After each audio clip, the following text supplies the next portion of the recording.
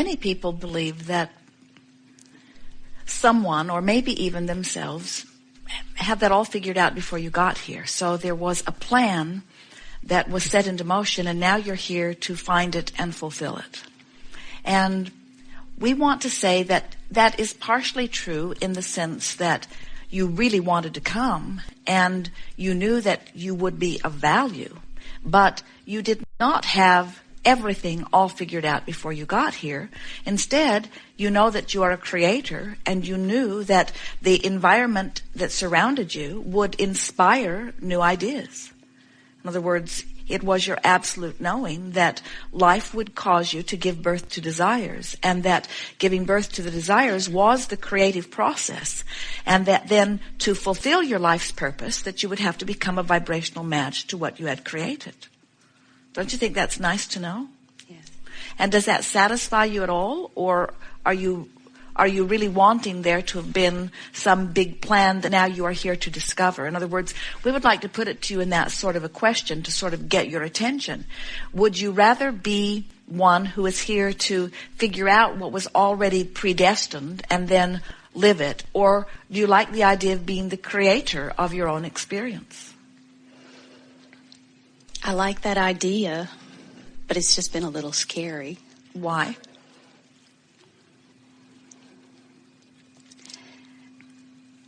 I don't know. You see, it can't be scary if you really get it that you are an extension of source energy, and that your life is causing you to expand, and then you are working to get up to speed with what you've expanded to, and therefore feeling the fulfillment and the joy of that. That wouldn't be scary. But we can see how it would be scary if you think, I'm supposed to be something I'm not being. Mm-hmm. We think it could be scary if you don't know how to find your path, but we don't think it could be scary if you know that positive emotion is shining a light on your path, and that negative emotion is showing you opposition to that. We can see how it would be scary if you think you cannot fulfill your purpose, but only satisfying when you know you can. A young man sat in the chair one day and he said, Abraham, I had this burning question, and my friend said I shouldn't ask it, but I'm going to ask it anyway. And we said, we're glad you're going to ask it, because we consider it the best question that we are ever going to be asked. And he said, why does the dog put its head out the window of the automobile? and risk getting bugs in its eyes? And we said, because the ride is so worth it. And so that's what you intended from your non-physical. You knew that there would be contrast, and you knew that at times you would know more clearly what you don't want than you even know what you do want.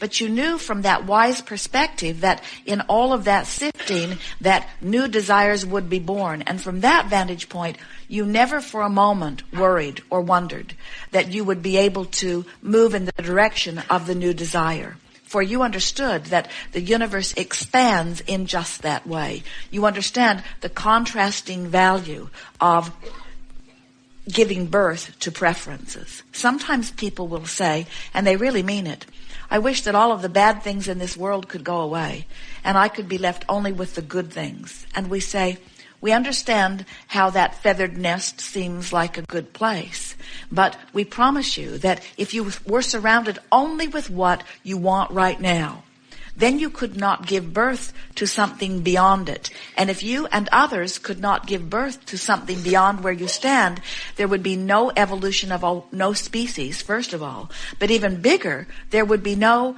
expansion that source would then ride the rocket of, and then the eternalness that we are all so aware of could not be. So you have to understand that the variety or contrast is what puts the eternalness in eternity. And so when you get it, that's the promise of what we all are expanding to be, then you say, well, I can sort of get that. I get that we are eternal and that life will go on and on. I just don't know where I fit into all of this. And we say, you fit in at the very hub of all of that. You and others like you. We do not think that you give nearly enough credit for the desire that you give birth to. Do you know? Look at it this way. So here you are living life in this time and in this space. giving birth to your version of what you think would be an improved environment, whether you're watching television or whether you're watching your neighborhood, living your own life. And as you give your perspective of what you think would be better, it goes into a vibrational escrow that is the promise of the future, because source energy becomes it. And future generations are born from that vantage point. So imagine the vibrational escrow that mass consciousness is creating. And then for a moment see that as the vantage point from which the new generations are coming forth. Can you see the value of what you are living? Can't you get it? That those who lived before you are partially responsible for the platform into which you were born?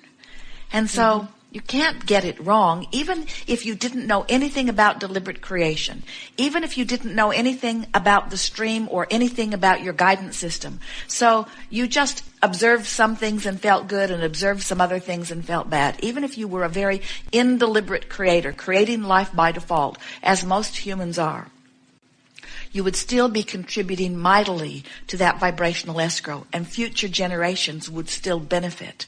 And the eternalness of that which we all are would still be in place. And so we don't have to have a gathering to talk about that. That's just the natural evolution of the universe. That's just the natural becoming of the eternal creators that we all are. You don't even have to know anything about that.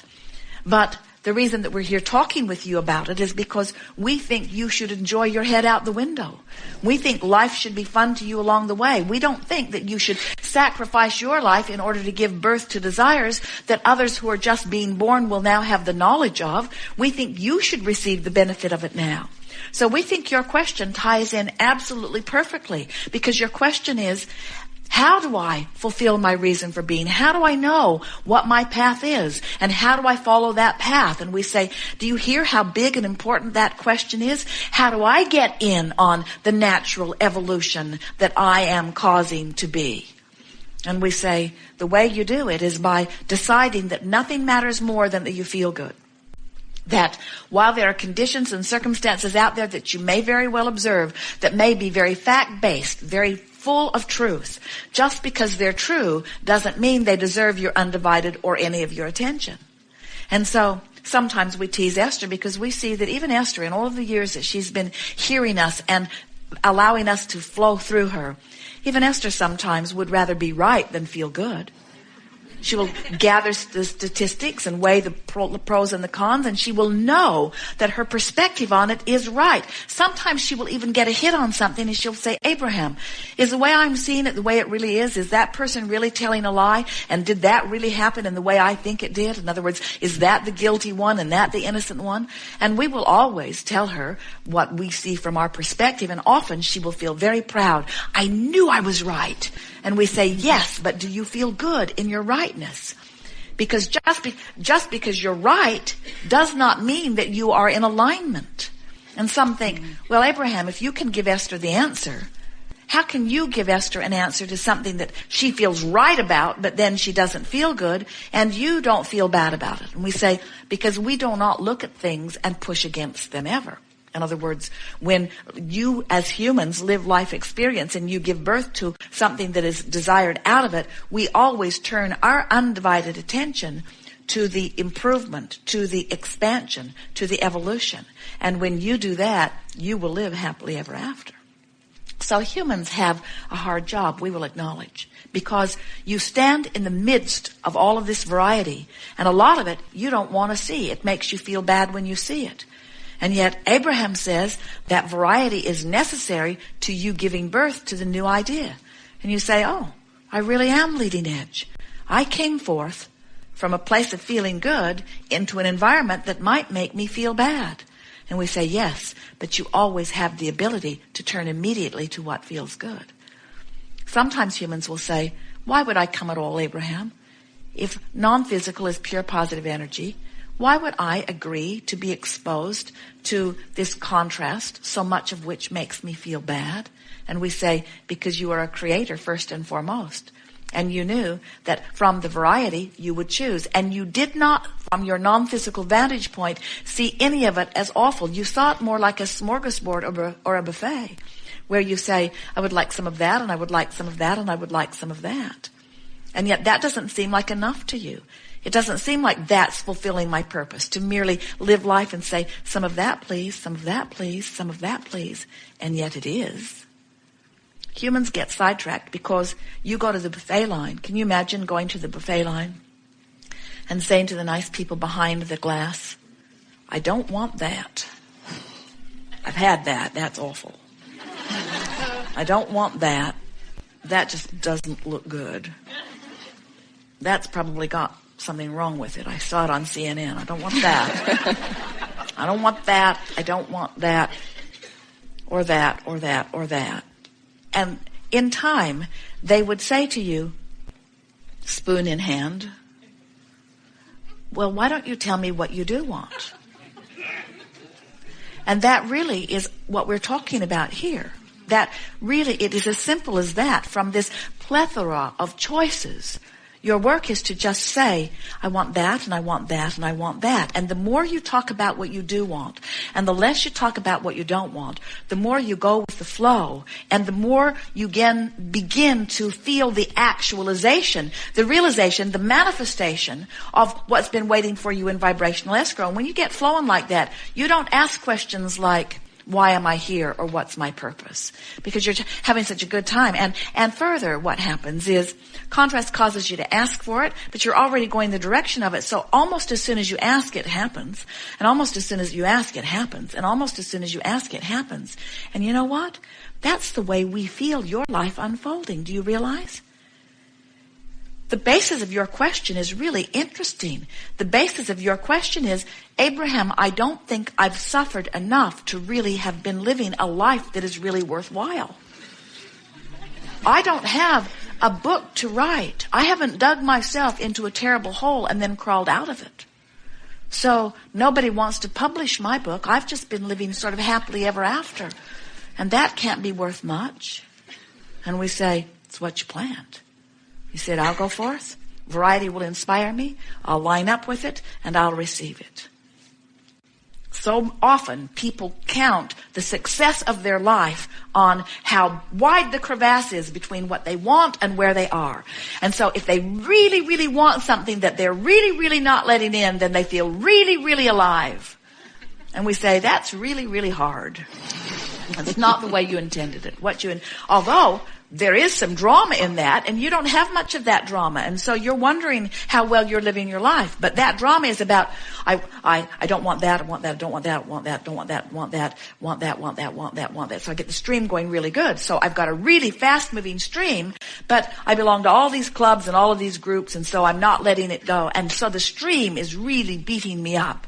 And then something happens where I have some sort of collapse, where I can't keep fighting the current. And so somehow, maybe I hear a recording in the car that my mother is playing. No, not that. Not that. I meet a friend, something happens. I withdraw from whatever my negative, I fall in love. I withdraw from my negative rampage for a little while, and I begin going with the flow. And all of a sudden, things that I've been wanting for a long time begin flowing into my experience. And sometimes, especially when you've been resisting, as most people are, and then you begin hearing about the art of allowing, and you begin deliberately appreciating, you begin deliberately turning in the stream, all kinds of things initially begin to flow into your experience that were sort of lined up outside your door. And then you like the drama of that. In other words, there's something about being really hungry and eating that is more satisfying to many of you than eating because it's time to eat. And that's what we feel from you. We think that the reason that you are asking this question, how do I fulfill my life's purpose, is because you don't let as much gap between what you want and what you allow as others. And so there's not as much drama. And so you don't get any big books written about you. So now you understand you're right on track, yes? Yes. That you're fulfilling your life's purpose, yes? Yes. So now you can be less tentative about things and get out there. If your life isn't exciting enough for you, then just do more exploration, do more expanding. Don't be afraid of the contrast. And we do feel a little bit of that from you, from a lot of you. You say, oh, I'm feeling